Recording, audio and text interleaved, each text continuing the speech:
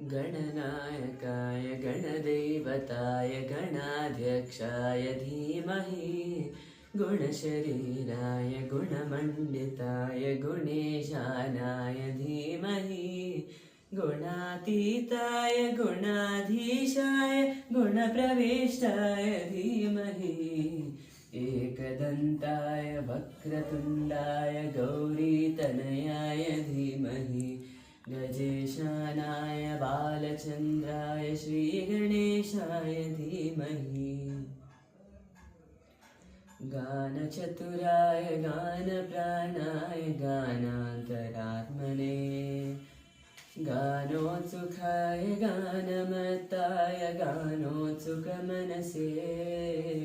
गुरुपूजिताय गुरुदैवताय गुरुकुलस्थायिने गुरुविक्रमाय गुह्यप्रवराय गुरवे गुणगुरवे गुरुदैत्यकलाक्षेत्रे गुरुधर्मसदाराध्याय गुरुपुत्रपरेत्रात्रे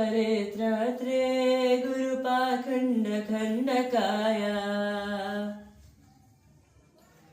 गीतसाराय गीततत्त्वाय गीतगोत्राय धीमहि गूढगुल्फाय गन्धभक्ताय गोजयप्रदाय धीमहि गुणातीताय गुणाधीशाय गुणप्रविष्टाय धीमहि एकदन्ताय वक्रतुण्डाय गौरीतनयाय धीमहि गजेशानाय बालचन्द्राय श्रीगणेशाय धीमहि एकदन्ताय वक्रतुण्डाय गौरीतनयाय धीमहि